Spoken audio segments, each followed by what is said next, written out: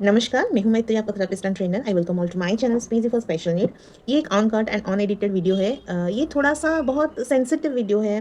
थोड़ा सा मेरा जो I feel very personal related to this topic because as a mother I already passed through those phages and as a professional every day मैं meet करती हूँ parents को। मेरे वेबिनार में हो गया, व्हाट्सएप ग्रुप में हो गया, ट्रेनिंग सेशन में हो गया, बहुत सारे पेरेंट्स में मीट भी करती हूँ। तो ये थोड़ा सा जैसे कि इमोशनल टॉपिक है। Like we always talk about special childrens, right. जैसे कि स्पेशल चिल्ड्रंस का थेरेपी का क्या होगा, उनका सेल्फ रेगुलेशन, उनको ये सिखाना है। एज ए पेरेंट्स हम लोग ये ट्राई करते हैं कि हम लोग बच्चे को हमारा बेस्ट दे सकें, हम लोग रेस्ट, हमारा जो लाइफ है वो टोटल डिफरेंट है। जैसे कि हमको रेस्ट भी कभी कभी नहीं मिलता अगर हम लोग नहीं करवाते बच्चे को होमवर्क, या फिर जो होमवर्क प्रैक्टिस होता है थेरेपी के बाद हमको गिल्टी फील होता है। तो ये बहुत सारी चीज़ें हैं। एक स्पेशल बच्चे का पेरेंट्स होना मतलब बहुत सारी चीज़ को सेक्रीफाइस करना है।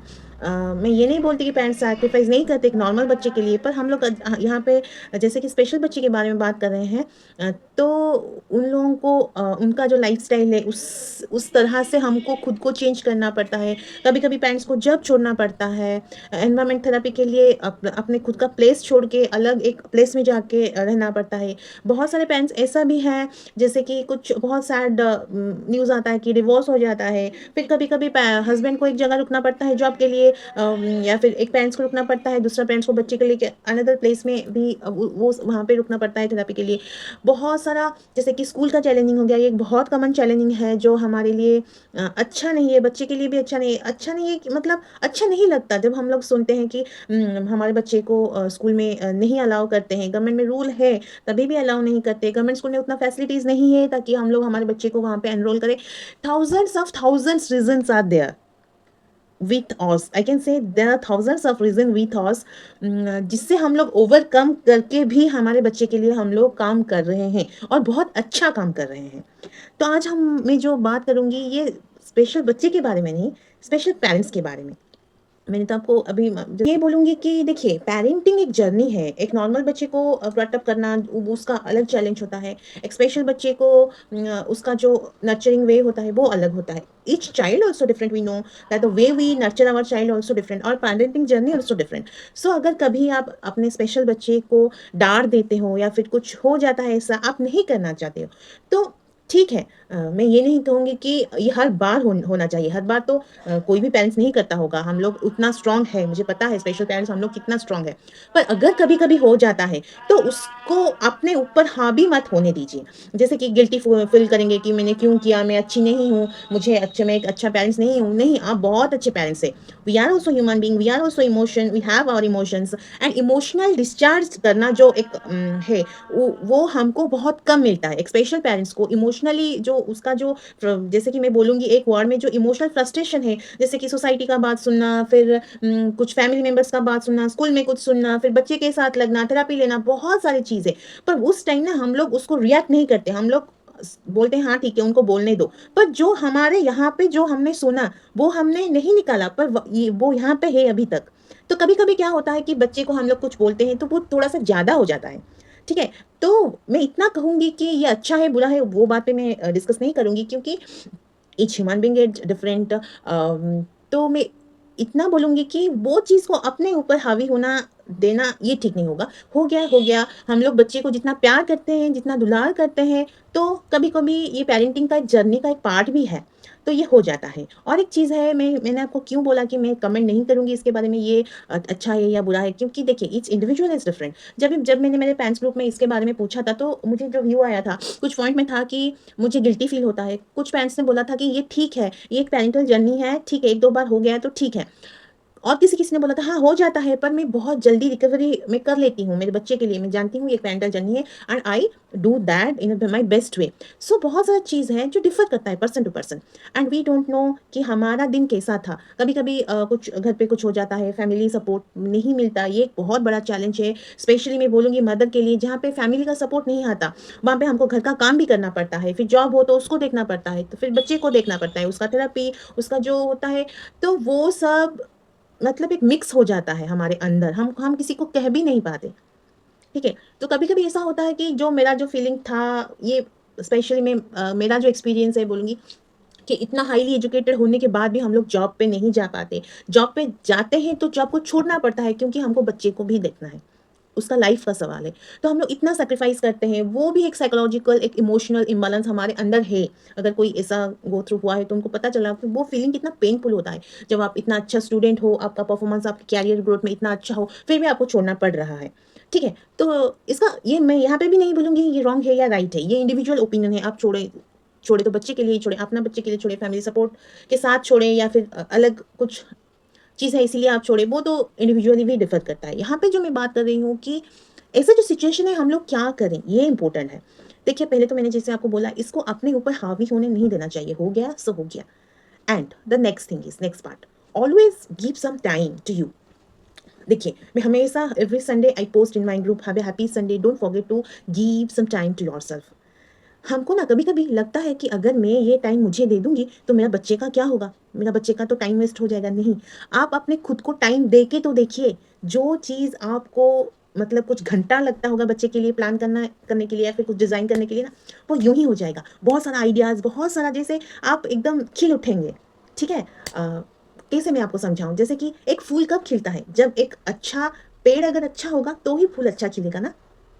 तो अगर हम हैप्पी रहेंगे, हम हमारे लिए कुछ करेंगे, तो ही हमारा बच्चा भी खिल सकता है, हम बच्चे को खिला भी सकते हैं।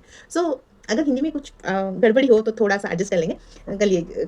Okay, okay, move on. So ये थोड़ा थोड़ा चीज़ है, ये आप कर सकते हैं। जैसे कि देखिए, अगर आप कैरियर विड्रॉ कर रहे हैं तो मैं कहूँगी कि स्टडी कंटिन्यू कर सकते हैं आप। ऐसा नहीं है कि कैरियर बंद हो गया तो सब कुछ ठप हो गया।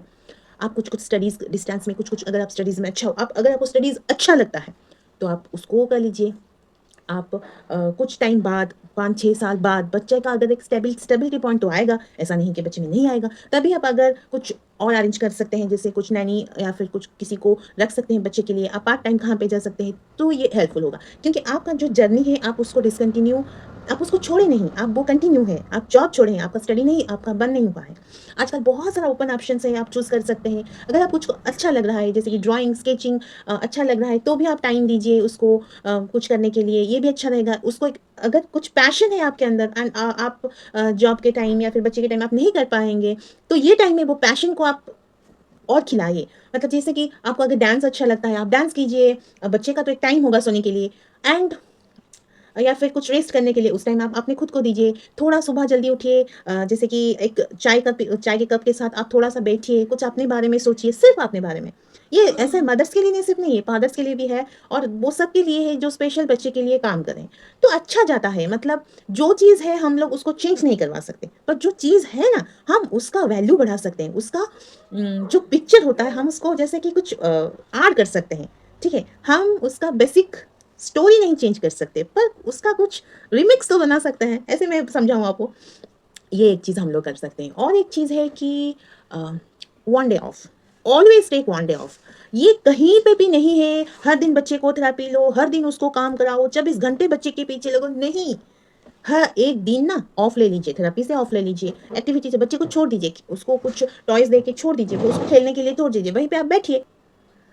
बस बैठते रहिए, देखते रहिए बच्चे को, बच्चा कैसे खेल रहा है। अगर आपके पास वो आ रहा है, उसको हग कीजिए, मतलब ऐसा टाइम स्पेंड कीजिए, जैसे लगेगा कि आई एम रिलैक्स।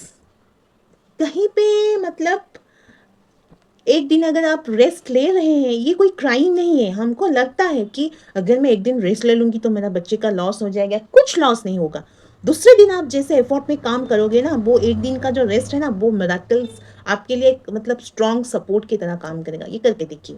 मैं हमेशा बोलती हूँ ब्रेक लेंगे, ब्रेक लेना चाहिए, मैं भी लेती हूँ। ऐसा नहीं है कि मेरे बच्चे को मैं हर दिन सब कुछ करवाती हूँ, नहीं, ब्रेक उसको ब्रेक चाहिए, मुझे ब्रेक चाहिए। और एक चीज़ है, और एक चीज़ है कि जो क्या है, जिसके से मैं आपको बताऊँ, अटैचमेंट जो होता है, मतलब मदर एंड चाइल्ड और care giver father, whoever, most of the cases mother, so I am saying mother and child here.